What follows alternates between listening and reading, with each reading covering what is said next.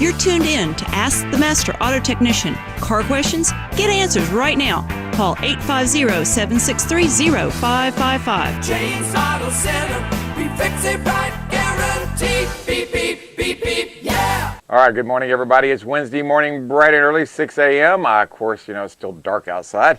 I keep whining about that. It doesn't do any good to whine about that. Time to get up, time to get ready for school, time to get ready to go to work, time to get ready. The day's half over by 6 o'clock in the morning. Well, not quite half over, but when you get up early in the morning, you realize that there's a lot to be done. You can get a lot done early in the morning because you have no one bothering you. You can actually go do things I can do things in my shop. I can actually walk to the back there, take an inventory on what I see needs to be done or whatever, and no one's interrupting me. I can actually get more done in 10 minutes than it would take me an hour to do, in the middle of the day with interruptions. But that's why it's so early. That's why I guess I'm an early bird. I like doing that. What were you going to say, Anna Marie? Last night we had a discussion at the house about global warming. Yes, we did have a discussion about global warming. It's kind of funny because the discussion went towards climate change. Yes. So we have agreed that we have climate change. Yes, we have climate change. That is a fact. The Earth gets warmer, the Earth gets cooler. That's right. We see it throughout the eons. We've seen it as the Earth as it gets drugged through the vortex of the sun as it moves through the galaxy. Literally, that's what it does. It gets drugged in the effects of the sun. It's being pulled through the galaxy. But the question was last night if there is anything that we can do as individuals. Absolutely, there's things we can do as individuals. One is your check engine light. When you see that check engine light, believe it or not, you're putting more atmospheric pollution in the air. You say, well, how can that be? Well, that's what that light means. That means you're exceeding... You're burning more gas than you're supposed to. Well, burning more gas, also you may be putting out more emissions than you should be putting out, such as volatile organic compounds, such as gas vapor. A lot of people say, well, how can that be a problem? Well, they say that gasoline vapors are a problem. Yeah, that's why you have, they are. Well, that pollutes the environment, pollutes the air. But we were talking about how our industry is almost 50% of the work that we do is related to emissions. Yes. Emissions. Absolutely. That check engine and protecting the environment. We are the vanguards, the automotive technician, the mechanic. We've always been the vanguards of our environment. We're the ones that, we were there when catalytic converters were first coming out, and people were going, I don't know what a catalytic converter is, and this smog pump. I'd take away all my horsepower. They'd take a knife out there, cut the belt off the smog pump. They'd knock the catalytic converter out, and I'll be honest with you. I thought that was worthless technology back in the 70s when it first came out. I think 74 was the first year that catalytic converters came out. I was like going, we don't need this stuff on here. But as I've gotten a little wiser, I see that it's so much more. And you've gotten more knowledge. Well, that's true too.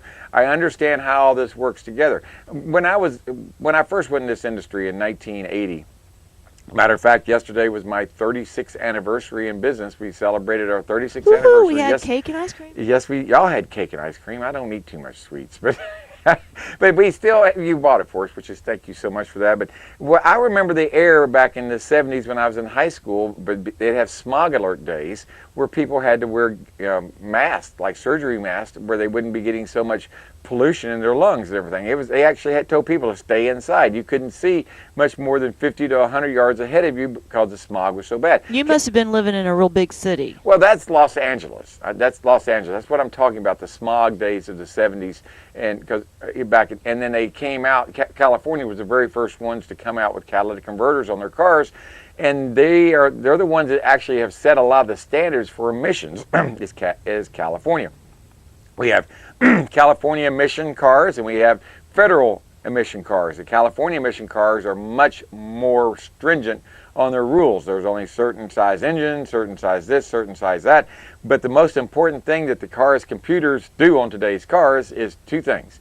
Well, the biggest thing is save the catalytic converter. That's the major job of the car's computer, is to save the catalytic converter and get the best fuel mileage you possibly can. Now, what's the job of the catalytic converter?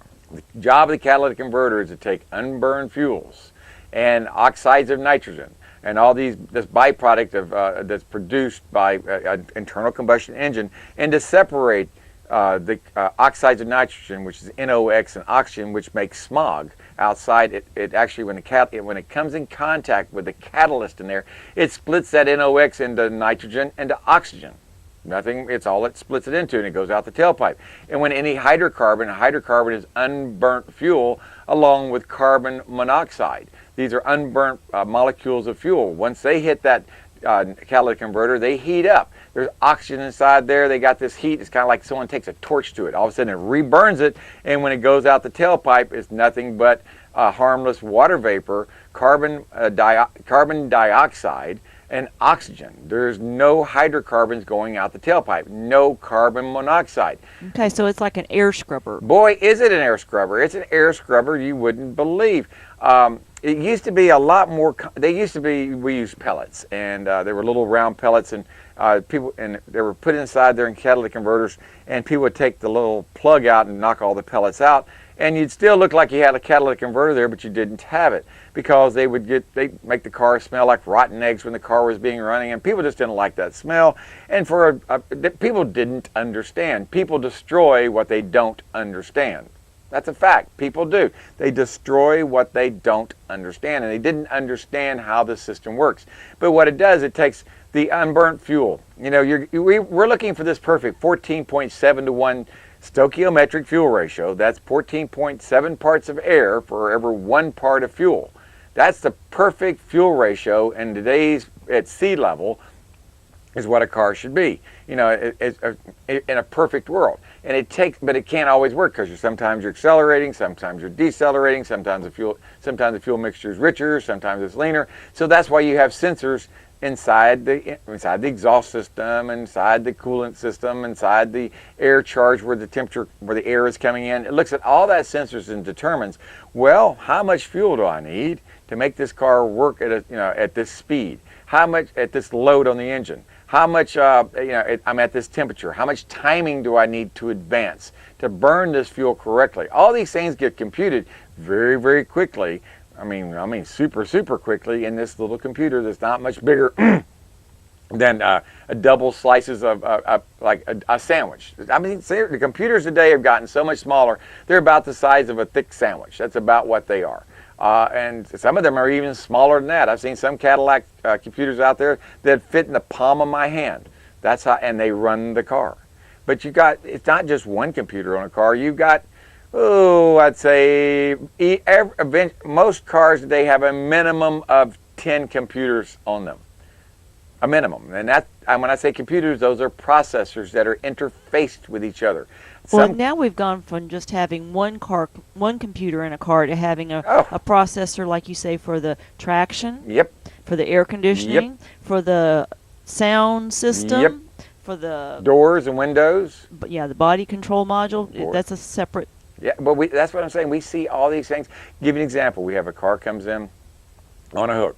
AAA customer. They call in, they say, I changed my battery in my car, and after that, nothing works quite right again. When you hear that sound, you're going, okay, what did the customer do when they changed the battery?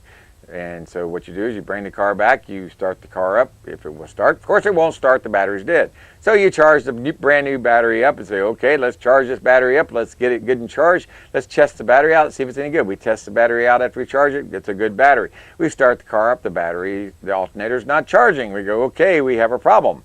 Okay, they changed the battery.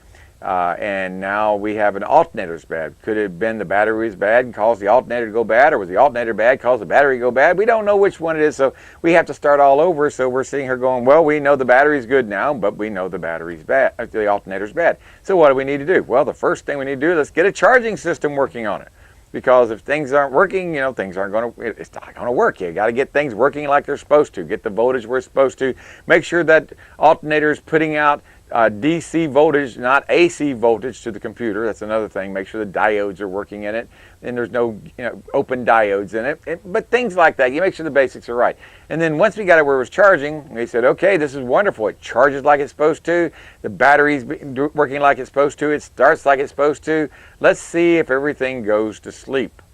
And I've had people ask me, say, what do you mean go to sleep? Well, when you turn that key off, things don't go to, if the key doesn't actually power down everything. It takes as long as 30 minutes to an hour for all the little computers in there to, kind of like the Waltons, good night, John Boy, good night, Mary Ann, right, Grandpa. Everybody has to talk to each other and make sure that they're going to sleep. they have to go to sleep. And then every so often you may have an occasional computer that will open up, wake up, and run a test on the evaporative emission system, or to run a test on, sometimes they do that, but they're supposed to go back to sleep. But I've seen some computers, they won't go to sleep no matter what you do. So here's a little rule of thumb out there. If you've got a car that keeps drawing battery, if your battery voltage keeps going down, and you keep having to jump off your car, and your battery, every time you turn around, you're having to replace the battery, and you know your alternator's good, but you know you got something draining your battery. Rule number one, what does not work in your car? Answer that question. What does not work in your car? This truck that came in, what didn't work was we couldn't get the wipers to work. We couldn't get the headlights to work. All this with the switch. Now we could go to the computer, plug in our scanner, and bi-directional control it. And go, hey, we know the wipers will work. We know the headlights will work. We can turn them on with our scanner, but when we go to the switch, it doesn't work. What could it be, our switch? Yeah, it could be our switch. Well, we don't know yet. So we have to do all these figuring out what's going on. But what we did notice when we shut the car off, we noticed the switches didn't work. We noticed the car's charging now, but we also noticed we had 3 amp draw on the battery. So that's why that battery would be dead the following morning, and they would come out there and they would jump the car off because they said, well, I must have a bad battery again, so let me jump the car off and let's get it going and we'll go figure out what's wrong with it. Well, if you jump off a car with a dead battery, you're just about going to kill that alternator. So here's what I'm letting you know. Don't be jumping off cars that have dead batteries in them. If you do jump off a car that's got a dead battery in it, leave the battery cables hooked up for at least 30 minutes to the other car. I know you're not going to like that. Have the other car running, have your car running, have everybody going, but keep those cables hooked up to that other car and allow it to assist to charge up that car, where when you disconnect that battery cables, you don't spike the alternator.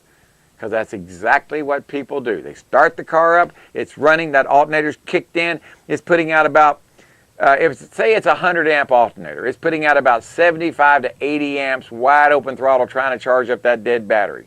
Honest to goodness, it's doing that. All of a sudden you say, I got it running, I hear it's working, my lights are on, everything's good. You disconnect those battery cables, all of a sudden that alternator goes, what the heck, I need 100.